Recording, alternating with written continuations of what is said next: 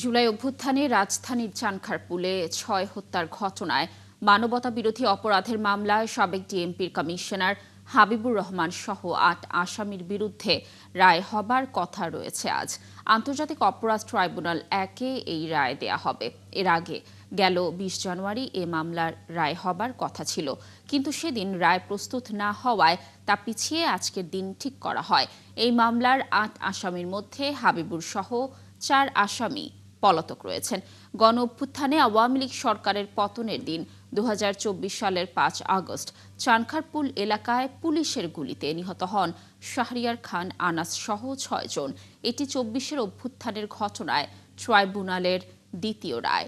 এর আগে গত বছরের ১৭ নভেম্বর প্রথম রায় দেয় ট্রাইব্যুনাল। ওই রায়ে ক্ষমতাচ্যুত প্রধানমন্ত্রী শেখ হাসিনা ও সাবেক স্বরাষ্ট্রমন্ত্রী আসাদুজ্জামান খানকে মৃত্যুদণ্ড দেয়া হয়।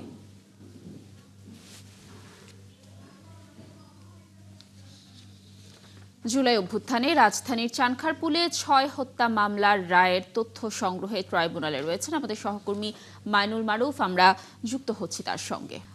মাইনুল, মামলার রায় পড়া কখন শুরু হবে আর আসামিদের হাজির করা হয়েছে কিনা, কি তথ্য রয়েছে ট্রাইব্যুনালের, সর্বশেষে জানাবেন বিস্তারিত। জুলাই অভ্যুত্থানের অন্যতম গুরুত্বপূর্ণ মামলা ছিল চানখারপুলে যেদিন ৫ আগস্ট, আর সেদিন মূলত ৬ জনকে হত্যার এই মামলাটি। এই মামলায় কিন্তু প্রথম অভিযোগ গঠন হয়। এরপর আমরা দেখছি যে এই মামলায় মোট ২৬ জনের সাক্ষ্য গ্রহণও কিন্তু হয়েছে। এই মামলায় কিন্তু সাবেক উপদেষ্টা এবং জুলাই আন্দোলন অন্যতম মুখ আসিফ মাহমুদ সজীব ভাইও সাক্ষ্য দিয়েছেন। তিনি যেমনটা বলেছিলেন, তিনি চানখারপুলে আন্দোলনকালীন সময়ে এই যে হত্যাকাণ্ড ঘটেছে তিনি স্বচক্ষে দেখেছেন। এই সকল বিষয়ে কিন্তু তিনি সাক্ষ্য বলেছেন।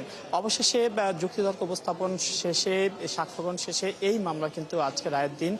এর আগে ২০ তারিখ রায়ের জন্য দিন নির্ধারিত ছিল, তবে সেদিন রায় প্রস্তুত না হওয়ায় রায় কিন্তু দেওয়া হয়নি। অবশেষে আজকের দিনটি নির্ধারণ করা হয় এবং আজ কিন্তু ইতোমধ্যেই সকালেই কিন্তু আসামিদের হাজির করা হয়েছে। এর মধ্যে ৮ জন আসামির মধ্যে যেহেতু ৪ জন পলাতক রয়েছেন, বাকি ৪ জন পলাতক আসামিকে হাজির করা হয়েছে। এর মধ্যে যদি আমি বলি যে ৪ জনকে হাজির করা হয়েছে, ৪ জনই কিন্তু পুলিশের বলা যায় যে কনস্টেবল এবং একজন ওসি রয়েছেন। ৩ জন কনস্টেবল রয়েছেন, যার মধ্যে ইমাজ হোসেন ইমন, কনস্টেবল সুজন এবং আরশাদ হোসেন রয়েছেন ওসি হিসেবে, যিনি যাকে আমরা যে চানখারপুলের মামলার চেয়ে বেশি যদি আমি বলি, হাইকোর্টের সামনে যে ৫ আগস্টের আগে একজনকে মুখ চেপে ধরেছিলেন সেই যে পুলিশ কর্মকর্তা, সেই পুলিশ কর্মকর্তা আরশাদ, তাকেও কিন্তু চানখারপুলে এই মামলায় আসামি করা হয়েছে। চানখারপুলে তিনিও সেদিন যেই ঘটনা ঘটে, যে হত্যাযজ্ঞ ঘটে, সেদিন তিনি উপস্থিত ছিলেন বলে প্রসিকিউশনের পক্ষ থেকে কিন্তু অভিযোগ আনা হয়েছে।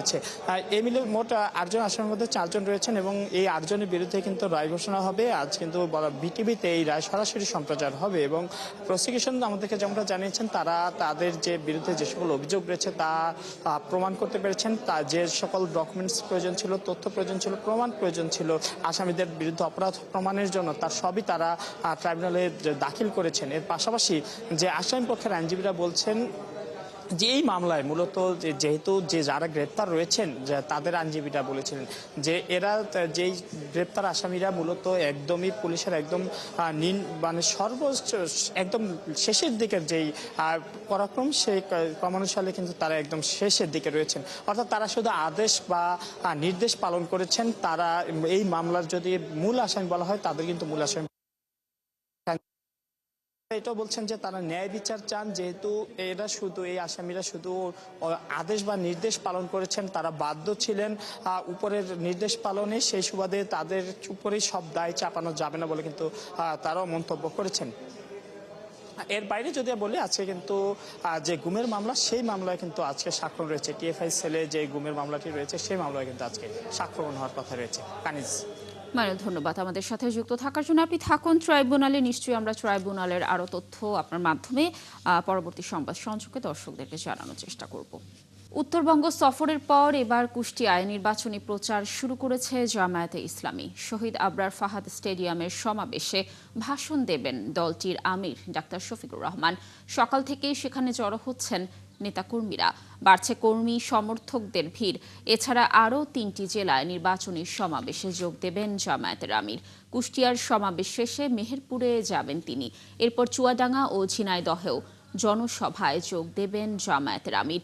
এর আগে দিনাজপুর, পঞ্চগড় আর ঠাকুরগাঁওয়ে নির্বাচনী প্রচার চালিয়েছেন তিনি।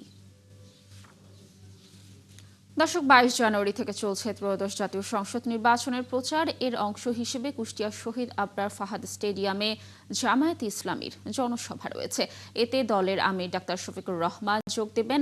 দর্শক, সেখানে রয়েছেন আমাদের সহকর্মী শাহিদুজ্জামান সাকিব। আমরা যুক্ত হচ্ছি তার সঙ্গে। সাকিব, আপনি তো জনসভা স্থলে রয়েছেন। জামায়াতের আমির কি পৌঁছেছেন কিনা জানাবেন, এবং জামায়াতের নেতাকর্মীদের আসলে দলের কাছে প্রত্যাশার জায়গাটি কি জানাবেন এই বিষয়ে। লাবণী, জনসভা সকাল ৯টা থেকে শুরু হয়েছে। স্থানীয় নেতাকর্মীরা বক্তব্য রাখছেন। 11 দলীয় জোটের নেতৃবৃন্দ তারা মঞ্চে উপস্থিত হয়েছেন, তারা বক্তৃতা করছেন। তবে এই জনসভার প্রধান অতিথি জামায়াতের আমির ডাক্তার শফিকুর রহমান, তিনি এখনো জনসভা স্থলে এসে পৌঁছাননি। আমাদের কাছে যতটুকু খবর হয়েছে, তিনি ঢাকা থেকে আকাশপথে ইতিমধ্যে কুষ্টিয়া এসে পৌঁছেছেন।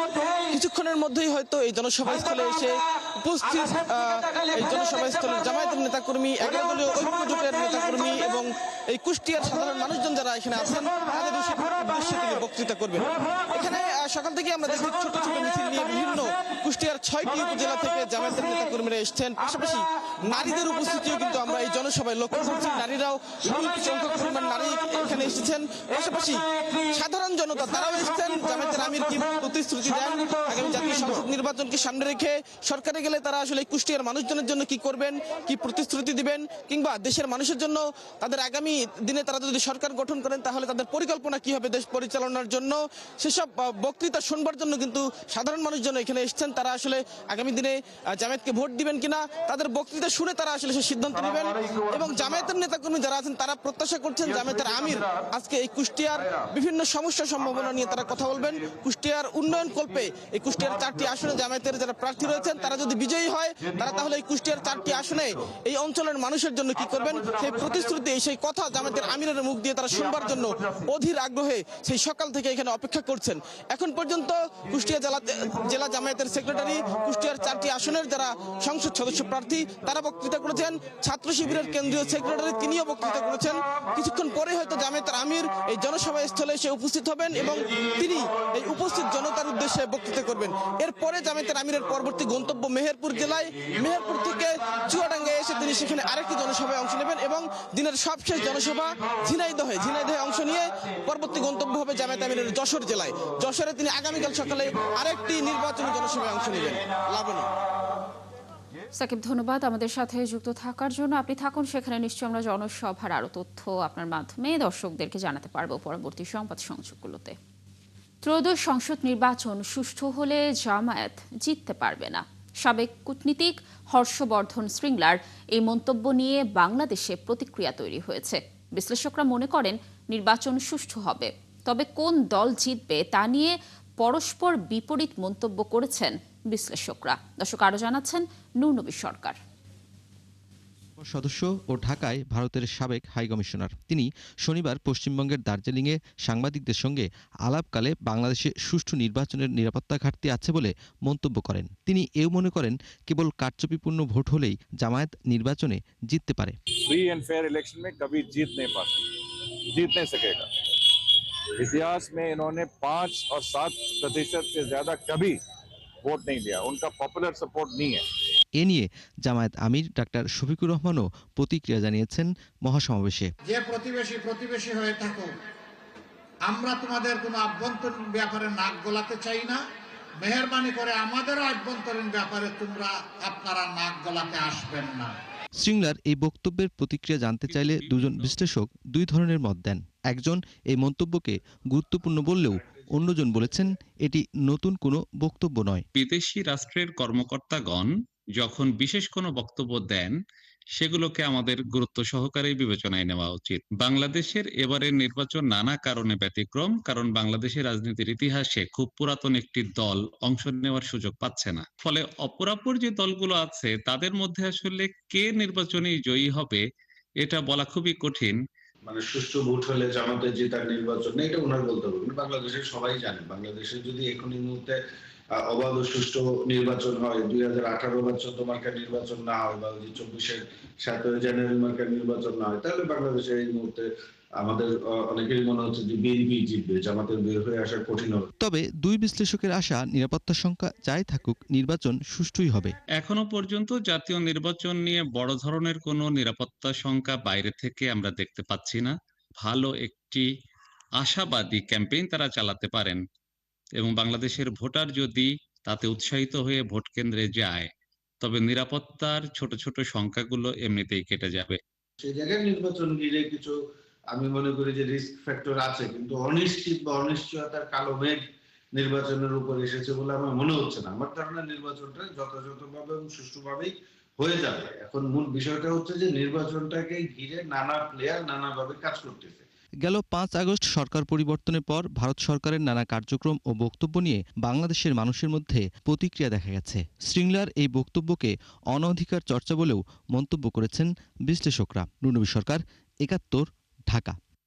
দর্শক, সারা দেশে নির্বাচনী প্রচারণা চলছে। ঠাকুরগাঁওয়ে নির্বাচনী প্রচারণা এই মুহূর্তে কথা বলছেন বিএনপির মহাসচিব মির্জা ফখরুল ইসলাম আলমগীর। আমরা সরাসরি চলে যাচ্ছি সেখানে।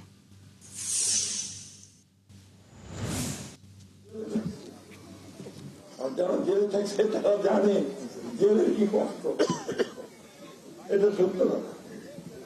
তারপরে আমরা কিন্তু থেমে থাকি না, মাথাটা নিচু করি নাই, মাথাটা উঁচু করেছো যে আমরা ন্যায়ের পথে আছি, সত্যের পথে আছি। আমরা চাইতো বাবা ভোট, সোনা দ্বারা গণাতে চাই না, তো ভোটটা আমার রাইট অধিকার, এইটা আমাকে দিতে দেয়নি আগে সরকারটা, হাজিরা সরকারটা দেয়নি তো নেয়নি। জেল কাটাইছে, মারছে, গুলি করছে, ফের এক সময় ছাত্র জনতা তারা দিকে তোর দেশ ছেড়ে পাবে না, পালালো তো পালালো। এখানে গিয়ে যারা ভাই আওয়ামী করে তাকে সমর্থন করে লোকের পরিচিত সরকারকে বিপদে ফেলে চলে গেল। এরকম চিন্তাটা আমরা চাই না যে নিজের লোককে ফেলে পাওয়া যাবে, এরকম লোকটা আমরা চাই না। আমরা দেশ ছেড়ে চলে যাইনি। আমার নেত্রী খালেদা জিয়া উনি বলছেন যে বাইরে আমার কোনো বাড়ি ঘর নাই, এই বাংলাদেশে আমার বাড়ি, এই মাটিতেই আমি থাকবো, এখানেই উনি শেষ নিঃশ্বাস ত্যাগ করছেন।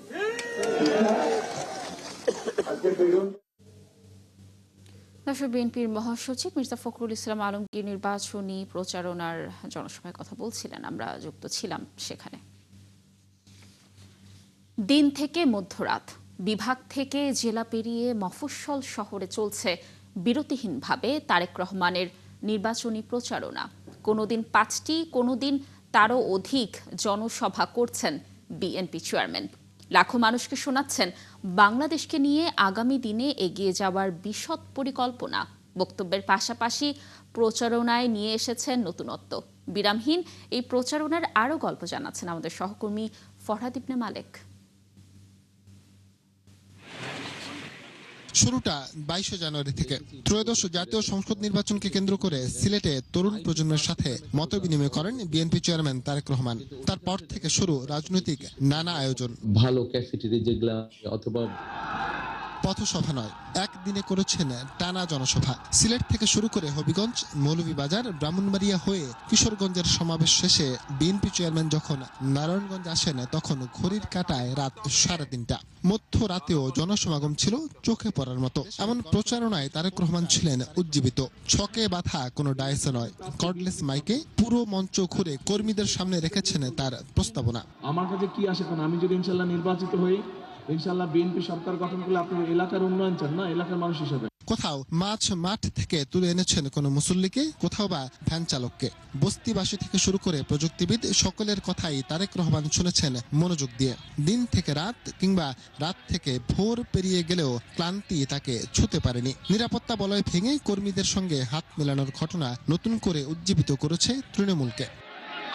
নিজেকে আঙ্কেল ডাকতে বারণ করার পাশাপাশি নিজের মিমস নিয়ে নিজেই হাস্যরস করেন তারেক রহমান। এভাবেই সহজ সরল কথায় শুধু কর্মীদের মাঝে নয়, সাধারণ মানুষের মাঝেও ছড়িয়ে দিচ্ছেন নিজের নির্বাচনী ভাবনা।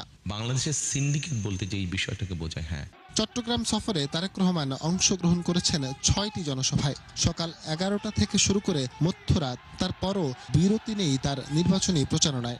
আমরা এত উৎসাহিত যে আমাদের নেতা যদি আজকে 9টা নয়, আমাদের 9টা আগামী দিনে 9টা পর্যন্ত আসে, আমরা ওই নেতার জন্য অপেক্ষা করব। 300 ফিটে যেভাবে আমরা সারারাত্র জেগে অপেক্ষা করেছি, আমরা আজকে কুমিল্লার এই ফুলতুলি মাঠে সারাটি রাত জেগে আমাদের প্রিয় নেতা জনাব তারেক রহমানের জন্য অপেক্ষা করতে প্রস্তুত আছি। জিয়াউর রহমানকে দেখি নাই, কিন্তু আমরা আমাদের নেতা তারেক রহমানকে দেখার জন্য আজকে সারা রাত অপেক্ষা করব। যদি উনি সকাল ভোরবেলা 5টার দিকেও আসে, আমরা 5টা পর্যন্ত অপেক্ষা করব। তারেক রহমানকে দেখে তারপর আমরা এখান থেকে বাসায় যাব, নাহলে আমরা বাসায় যাব না। কর্মীরা বলছেন, প্রচারণার ক্ষেত্রে তারেক রহমান অনুসরণ করেছেন তার বাবা প্রয়াত রাষ্ট্রপতি জিয়াউর রহমান এবং মা সাবেক প্রধানমন্ত্রী খালেদা জিয়াকে। এরকম মানুষের এলাকার অনেক সমস্যা আছে, আপনাদের রাস্তাঘাটগুলো খারাপ হয়েছে।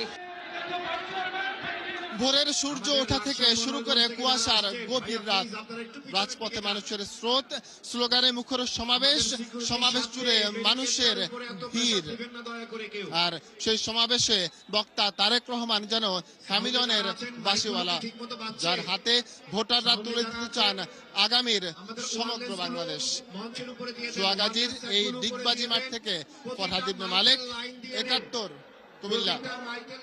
ত্রয়োদশ জাতীয় সংসদ নির্বাচনে শেরপুরের 3টি আসনে প্রার্থী হয়েছেন মাত্র একজন নারী। নির্বাচনে মোট ভোটারের অর্ধেকের বেশি নারী হলেও নারী প্রার্থীর সংখ্যা বাড়েনি এই জেলায়। এর কারণ হিসেবে নারীদের রাজনৈতিক, সামাজিক, সাংস্কৃতিক নিরাপত্তা ও কর্মপরিবেশ না থাকাকে দায়ী করছেন অনেকে। তবে এবার নির্বাচনকে নারী ভোটাররা ভাবছেন ভিন্নভাবে। দর্শক, শেরপুরের নারী ভোটারের নির্বাচনী ভাবনা নিয়ে তারিকুল ইসলামের তথ্য ছবিতে দেখুন প্রতিবেদন।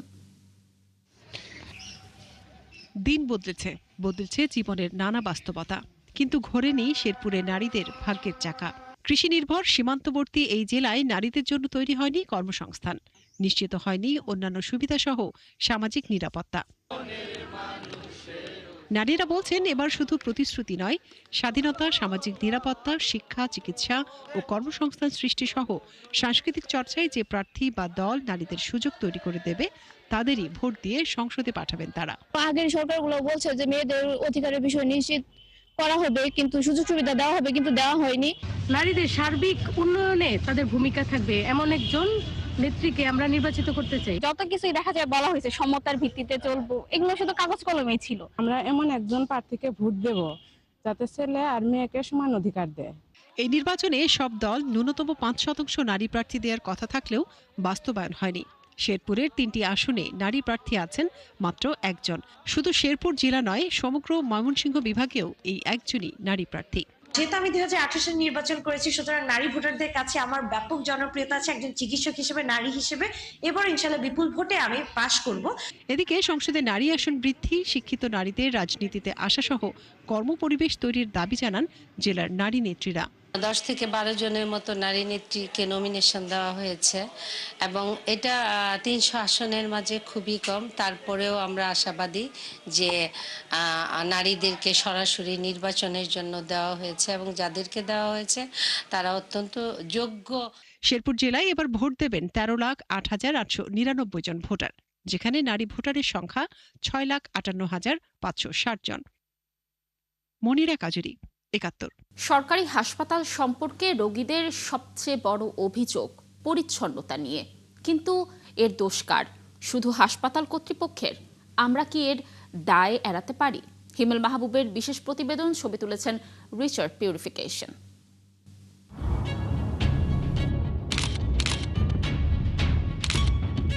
হাসপাতালের বাইরে সাইড ইফেক্ট লেখা নেই, কিন্তু ভেতরটা দেখে মনে হয় ময়লা, পানের পিক ও উচ্ছিষ্টাংশ সবই যেন একটি জাতির হাইজিন রিপোর্ট কার্ড। একটা হাসপাতালের টয়লেট থাকবে হলো যেখানে আপনি শুতে পারেন এরকম বিছানার মতো। যে কোনো সংক্রমণ কিন্তু যে কারো হতে পারে এখানে। টাঙ্গাইল মেডিকেল কলেজ হাসপাতাল ও জেনারেল হাসপাতালের প্রধান ফটকের সামনেই ময়লার ভাগাড়। পুরো হাসপাতালের আবর্জনা 2টি পাইপের মধ্যে দিয়ে এসে 2টি ফটকের সামনে জমা হয়। এখানেই চলে মলমূত্র বিসর্জন, গবাদি পশুর বিচরণ। হাসপাতালে জরুরি বিভাগে প্রবেশের মুখে পানবিড়ি, সিগারেট সহ ভ্রাম্যমাণ দোকানের ছড়াছড়ি। ভেতরের অবস্থা যেন আরও করুণ। সব মিলিয়ে সরকারি হাসপাতাল যেন রোগীদের কাছে যেটুকু সেবা পায় তাই বেশি। পরিষ্কারের কথা তো বলাই যায় না, মানে এত নোংরা অবস্থা। একটা হাসপাতালে যে পরিষ্কার পরিচ্ছন্নতা থাকার কথা সেই অনুযায়ী এখানে মেডিকেল হিসাবে নাই। টোটালি বাথরুমের অবস্থা খুবই ভয়াবহ অবস্থা, এত দুর্ভোগ। এই দেন কোনো পরিষ্কার পরিচ্ছন্নতার অবস্থাটা দেখেন। কারো কারো মতে এগুলো অন্যের দায়িত্ব, কিন্তু পানের পিকের রঙে দায়বদ্ধতার নাম তো লেখা থাকে না। সিঁড়িতে ওঠার সময় দেখলাম যে কেউ পান খেয়ে পানের পিক ফেলতেছে। মানুষদেরও কিছু দোষ আছে, শুধু প্রতিষ্ঠানে দোষ দিলে তার হবো না। পরিষ্কার পরিচ্ছন্ন রাখতে হাসপাতালের দায় কি কম? কিন্তু তাদেরও রয়েছে সীমাবদ্ধতা। এক হলো আমার পরিচ্ছন্ন কর্মী, সেটা অনেক ঘাটতি আছে। একটা মানুষ অসুস্থ হলেই 3জন 4জন করে অ্যাটেন্ডে চলে আসে। তো চলে আসার সময় তারা পলিথিন দিয়ে তার ডাব অথবা কলা বা কিছু খাবার নিয়ে আছে। এইটা তারা মনে করেন তারা বসে রুগীকেও খাওয়ায়, নিজেও খেতে চায়। তো খাওয়ার পরবর্তীতে যে বর্জ্যটা, এটা কিন্তু আমরা নির্ধারিত স্থান বলার সত্ত্বেও তারা কিন্তু যত্রতত্র ফেলে দেয়। 23টা ইউনিট আছে, 23টা ইউনিটে আমার ক্লিনার হলো 13 জন। আমাদের পৌরসভার যে ড্রেন, যেটা সেই ড্রেনটা ব্লক, ফলে ওই পর্যন্ত আর পানি যেতেই পারতেছে না। সব পানি পরিষ্কার করলে পানি ব্যাকফ্লো হয়ে আবার আমাদের এখানে চলে। টাঙ্গাইল জেনারেল হাসপাতালের প্রতি 10 গজ পর একটি করে ময়লার পাত্র রাখা হয়েছে। প্রতিদিন নিজেদের পকেট থেকে 1 টাকা করে অনুদান দিয়ে হাসপাতালের ছোট ছোট কাজগুলো করছেন, কারণ দিন শেষে এই পরিবেশে তাদেরই থাকতে হয়। সবাই আমরা 1 টাকা করে দান করি প্রতিদিন। তাতে আমাদের একটা ভালো অ্যামাউন্ট তৈরি হতে কিছু কিছু জায়গাতেই আমরা মুখের কাছে আমরা একটা ধরার জন্য, বালতি ধরার জন্য আমরা একটু উঁচু করে একটা রিংয়ের মতো করে কাছে রাখছি। দোষ কার? প্রশ্নটা খুব সহজ, কিন্তু উত্তরটাও যেন আয়নায় দাঁড়িয়ে। চিকিৎসা শেষ হয়, রোগ সারে, কিন্তু সচেতনতার অভ্যাসটা উধাও হয়ে যায়। অথচ এটা খুব জরুরি ছিল, কেননা স্বাস্থ্য কেবল শরীরের নয়, অভ্যাসের, আর অভ্যাসের চিকিৎসক আমরাই। হিমেল মাহবুব, 71, টাঙ্গাইল। ভারতের সাথে বাংলাদেশের বাণিজ্যিক সম্পর্ক ঠিক রাখতে ভিসা জটিলতা সহ অন্যান্য সমস্যাগুলোর সমাধান চান ব্যবসায়ীরা। তারা বলছেন, সম্পর্ক স্বাভাবিক থাকলে বাণিজ্য বাড়বে, পণ্য তৈরির কাঁচামাল প্রাপ্তি সহজ হবে এবং মূল্যস্ফীতিও অনেকটা কমবে। জাহিদুল ইসলামের প্রতিবেদন। বাংলাদেশের সবচেয়ে বড় প্রতিবেশী ভারত। পারস্পরিক বাণিজ্যে ভারত এগিয়ে থাকলেও ভারসাম্য আনতে বাংলাদেশের চেষ্টার কমতি নেই। সাম্প্রতিক সময়ে ভারতের সাথে বাংলাদেশের সম্পর্ক অনেকটাই উত্তপ্ত। সীমান্ত এবং রাজনৈতিক উত্তেজনায় উভয় দেশই পরস্পরের জন্য পর্যটন ভিসা স্থগিত করেছে, যার প্রভাব পড়ছে বাণিজ্যেও। বাণিজ্য গ্যাপটা যদি আমরা পূরণ করতে চাই, আমাদের দুদেশের কূটনৈতিক পর্যায়ে, রাজনৈতিক পর্যায়ে একটা আলোচনার প্রয়োজন, যার মাধ্যমে আমরা এই বাণিজ্যটাকে ক্যাপিটালাইজ করতে পারবো বলে মনে করি। বাংলাদেশ থেকে ভারতে রপ্তানি হয় $1.5 বিলিয়ন পণ্য, যার মধ্যে অন্যতম তৈরি পোশাক। এই গার্মেন্টস মালিক বলছেন, রপ্তানি বাড়াতে ভারতের সাথে সম্পর্ক উন্নয়নের আলোচনা হতে হবে মর্যাদার ভিত্তিতে। ব্যবসার ক্ষেত্রে, অর্থনীতির ক্ষেত্রে এখন কোনো করিডোর বলেন, কোনো বাধা বলেন, কোনো দেওয়াল বলেন, সেটা রাখা উচিত হবে না। তবে অবশ্যই সেটা পারস্পরিক স্বার্থের মাধ্যমে, সেটা আমার স্বার্থ রক্ষা করে হতে হবে, উইন উইন সিচুয়েশনের মাধ্যমে হতে হবে। আরেক গার্মেন্টস মালিক মনে করেন, ভোটে নির্বাচিত গণতান্ত্রিক সরকার ছাড়া ক্রেতারা তেমন একটা বাংলাদেশমুখী হবে না। নতুন সরকার যদি আসুক, নতুন যদি না আসে, তাহলে এই দেশটা আমাদের স্টেবল হবে না। স্টেবল গভর্নমেন্ট না হলে অ্যাকচুয়ালি কেউ ইনভেস্ট করবে না, এই দেশে বাইরেও আসবে না। পোশাক রপ্তানিকারক সমিতি বিকেএমই এর সভাপতি বলেন, বাংলাদেশ এবং ভারতের মধ্যে চলমান উত্তেজনায় আগুনে ঘি ঢেলেছে টি-20 বিশ্বকাপ ক্রিকেট জটিলতা। খেলাকে ধর্ম বা আমাদের রাজনৈতিক ইস্যুর মধ্যে টেনে নেওয়া, এটা খুব ভারত অন্যায় করেছে। এটা তো এই জায়গায় ক্ষতিগ্রস্ত আমরা, ভারতও, তবে আমাদের চেয়ে বেশি ক্ষতিগ্রস্ত ভারত। তাদের মতে, ভারত ও চীনের পণ্যের উপর 500% শুল্ক নিয়ে যুক্তরাষ্ট্রের বিল পাশ হলে সুফল পেতে পারে বাংলাদেশ। এর জন্য কূটনৈতিক তৎপরতা প্রয়োজন। জাহিদুল ইসলাম, 71, ঢাকা।